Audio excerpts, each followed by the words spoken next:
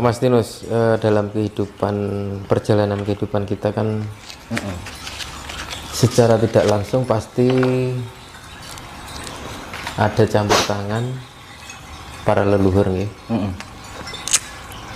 Nah, itu bagaimana cara agar kita disayangi oleh leluhur? Leluhur itu kan pasti mencari bibit yang baik.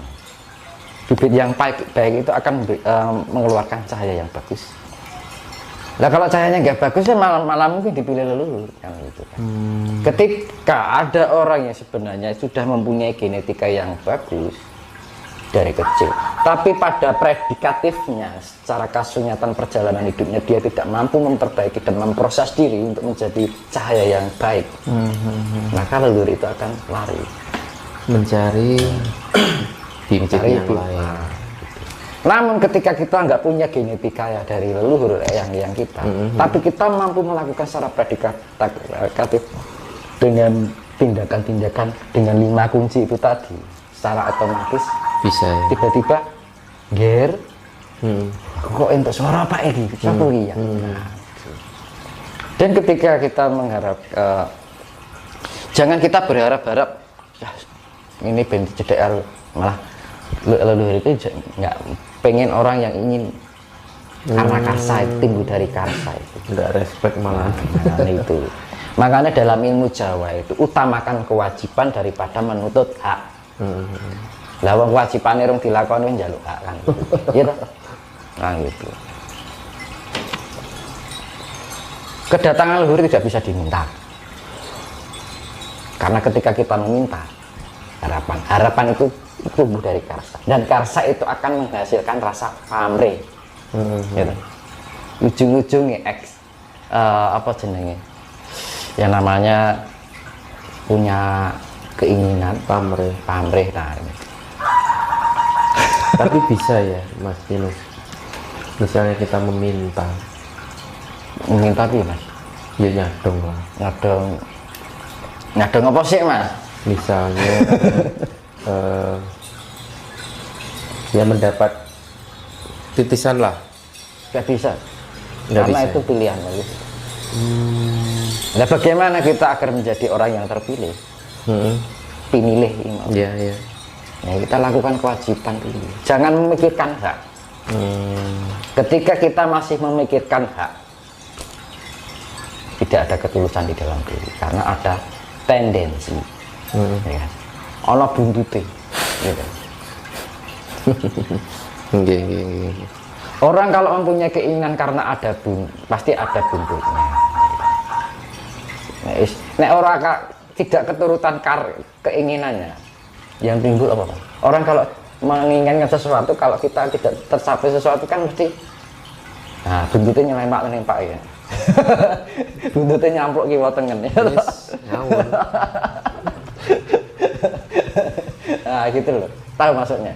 Nah, Siap. gitu. Marah-marah, akhirnya ngomongin di belakang, wah gini, nah timbul pikiran negatif lagi, gitu. Timbul kebencian lagi, akhirnya timbul energi yang negatif, akhirnya energi negatif menghasilkan karma buruk. Nah karma buruk akhirnya kita mendapatkan karma ketika karma datang menyalahkan keadaan pada kelakuannya apa itu kan gitu. Makanya itu makanya lakukan tindakan berdasarkan kita kewajiban berdharma. Hidup itu kan harus punya berdharma itu adalah kewajiban. Nah, kewajiban itu didasari dari kesadaran diri. Nah, kenapa kita harus mempunyai kesadaran diri? Lah apa urip ya mau teko juk apa sing gawe awake dhewe? Apa dunia iki sing gawe mbae dhewe. Nah, kesadaran diri apa loh? Ya kita makanya ketika kita menyembah lautan, kita ada yang menghina, bilang menyembah berhala. Yang menghina itu tidak tahu diri. Nah gitu, ya kan? Ketika kita sedekah bumi dianggap itu kafir. Yang mengatakan itu adalah orang yang tidak tahu diri. Ya, Ya betul. Manggone cik butuh lama. Ya. Oh iya Mas Tinus. Makan tumbuhan tumbuh dari tanah.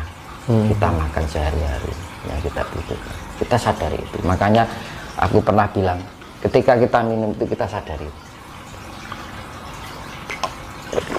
wah rasanya kopi ini ya enak tenan ya. Nah, ini rasanya pahit tadi, ya, rasanya sedep nikmat gitu. Lah, kok iso dadi kopi merbenek bahan. Ya, terus kita berdiam diri di bawah pohon beringin misalnya, wah seger pian aja, enak wit-witan. Akhirnya enak wit-witan ya panas ya. Kan kita sudah dihamemayuni kali sama itu tanaman. Makanya dengan keadaan seperti itu kita harus mempunyai pola pikir yang namanya hamemayu hayuning bawono. Nah, sedekah alam itu adalah hamemayu hayuning bawono. Nah, itu tumbuh dari mana? Hamemayu hayuning diri. Ketika kita bisa memayu hayuning diri, otomatis kita akan memberikan hamemayu hayuning bawono, juga hamemayu hayuning sasama atau sasono. Nah, kita menghidup. Oh ternyata ketika kita duduk di bawah pohon itu sejuk ya. Berarti penting kan? Zaman saiki malah ikutan didoli, gadekke duit dilempet kan ngono kan. Lebokke ning ATM kan ngono kan. Akhirnya apa bisa seneng-seneng ya toh. Tukoke kae, tukoke kuwi. Bar kuwi wah aku iso ndek mobil, akhirnya mbukek ibuan diri. Oh aku iso lho ngene iki. Nah. Ya. Nggih. Orang kalau orang merasa mampu dari jalannya itu sudah lain. Iya. Gimana? Orang masa ora duwe misalnya, orang nggak punya. Nah, ketika kayak, wah aku omongannya sudah bisa merasa mampu. Nah itu jebakan-jebakannya seperti itu yang kita waspadai. Nah, kan itu. Makanya kan saya kembalikan pada ajaran budi pekerti luhur orang Jawa, ya kan. Makanya di zaman ini penagihan perjanjian eyang sabdo palem ini yang dikembalikan. Manusia harus bisa berhamemayu hayuning diri. Ketika manusia bisa berhamemayu hayuning diri, maka dia akan bisa mampu hamemayu hayuning bawono, hamemayu hayuning sasono. Nah, hamemayu hayuning bawono itu apa? Diartikan hamemayu itu artinya diambil kata dasar adalah ayu. Ayu itu adalah keindahan. Ha itu artinya suatu kata kerja. Ya. Mengindahkan bawono. Kita mengindahkan alam semesta ini. Hamemayu hayuning sasono, kita mengindahkan sesama kita. Dengan cara apa? Tepo sarira, rananing sarira, bagi niku to, Mas. Nggih. Untuk orang bersarira kan. Hamemayu hayuning diri, kita mempercantik diri kita. Tapi yang sekarang yang dicantikin ragawinya. Ketika kita mampu mempercantik jiwa kita, otomatis raga kita juga akan terawat. Tapi ketika orang mempercantik ragawinya, belum tentu jiwanya bagus karena wadah. Barang nek wadah ya apikan durung karuan isine apik. Nggih.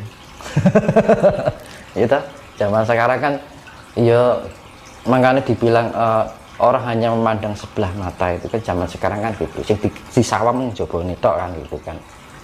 Makanya menilai keburukan dan ketidakburukan orang lain itu kan zaman sekarang hanya sebatas kulit gitu. Makanya ilmunya ilmu kulit juga. Makanya itu dikembalikan agar manusia semua di Nusantara ini biar memahami ilmu daging. Kan ngono.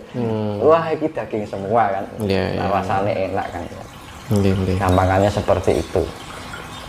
Nah makanya ini saya kembalikan dengan perjanjian yang Sabdo Palem dengan angka kunci 729 kalau disatukan menjadi angka 9, itu adalah awal menuju suatu kejayaan. Karena kejayaan itu sifatnya ada dua, fisik dan non fisik.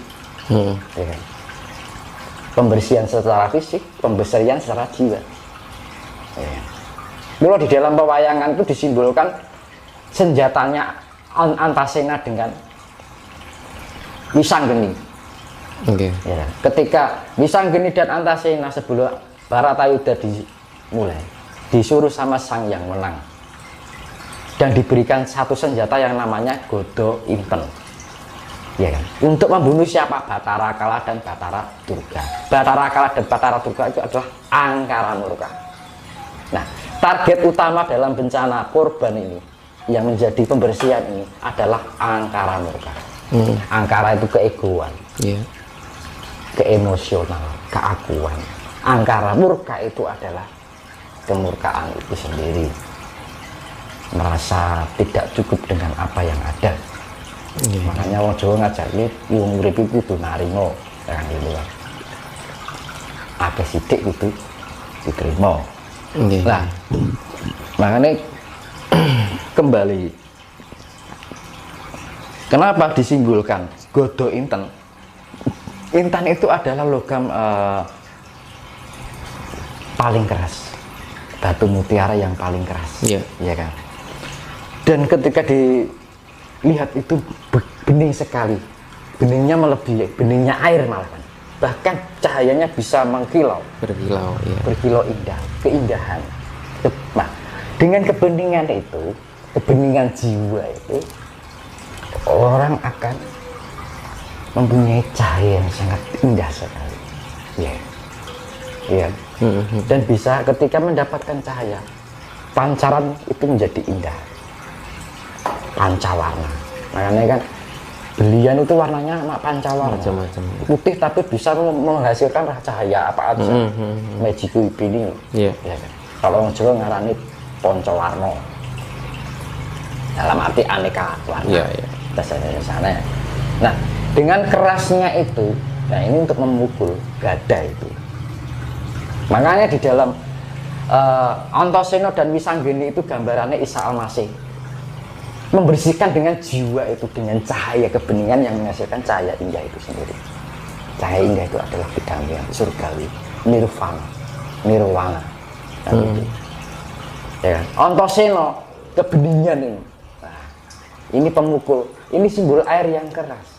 Nah, itu sifatnya fisik dan non fisik. Ya, pertama dibersihkan secara jiwa yang non fisiknya, yang si fisiknya adalah yaitu tadi. Antasena itu ibaratnya kalau Wisanggeni itu Isa Al-Masih dengan pembersihan cinta kasih, ilmu cinta kasih. Nah, sing Antasena itu yang disifatkan adalah Nabi Khidir, penguasa samudra. Lah Wisanggeni itu, makanya Wisanggeni dibilang itu titisannya sang yang menang. Maka dibilang Isa Al-Masih, kalau orang Nasrani dibilang putra Allah. Wis padha wae to. Antasena itu Nabi Khidir penguasa samudra, ya wis plus air yang sifatnya keras.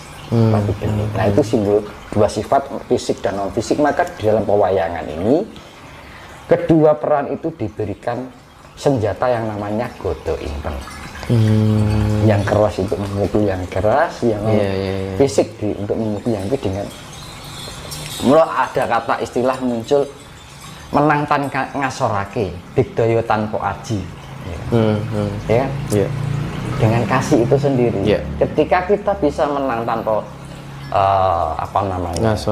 ngasorake itu kita menang tanpa merendahkan. Luruk tanpa bolo. Luruk tanpa bolo itu dengan kita sendiri, kita bisa merangkul semua, menciptakan kedamaian, kerukunan. Akhirnya tercipta keharmonisan. Keharmonisan tercipta kedamaian. Digdaya tanpa aji, ya kita ilmu digdaya tanpa aji, ilmu bejo. Ya, kita sakti, orang bejo itu sakti loh. Ya, paling sakti ya. Tapi nggak punya aji-aji. Gitu. Kayak itu orang bejo. Nerimo. Nah itu tadi. Makanya nguruk tanpa bulu itu ya kasih itu tadi. Energi kasih, cahaya kasih, pancaran kasih itu yang bisa menyelamatkan diri kita. Akhirnya kita mempunyai saudara yang banyak. Akhirnya musuh menjadi teman, saudara. Nah, itu nguruk tanpa. Menang tanpa soraki, kita tidak merasa diri besar diri, ego diri. Ya. Dengan cara itu, dengan sikap kerendahan hati, kita akan disayangi oleh banyak orang. Karena orang itu pasti memikir salut ya, orang kok orangnya seperti itu, kok rendah hati. Ini anak ngawang tinggi hati kan yang nganyel kita kan. Iya. Beda kalau jenengan bertemu dengan orang yang nanti, dia mas. Makanya orang Jawa mengajarkan tentang kehidupan yang penuh tata krama, sopan santun, anda pasor. Nggih. Nyun sewu, badhe nderek teng wingking, ya kan? Orang Jawa. Ya, gitu. Nah, itu budi pekerti budi Jawa yang harus perlu kembali dibangun kembali, dibangkitkan kembali. Untuk apa? Memayu hayuning bawono itu sendiri. Makanya kenapa di dalam serat Sabda Palon Loyo Genggong itu pepesti ini nusa wis tekan janji kapitung jaman. Ya iki mau. Terus kapitung 500 warsa. Bakal bali marang Gomo Budi. Gomo Budi itu dalam arti ageman, kita harus mempunyai busana itu sendiri. Ya. Berarti ini sudah ada 500 tahun atau lebih? Ya itu kan orang dulu kan hitung-hitungannya kan rata-rata. Orang tuh saklek 500. Perkiraan ya. Gitu kan. Karena perhitungan itu orang dulu itu bukan pakai angka. Tapi perjangkaan. Kira-kira sama ini loh.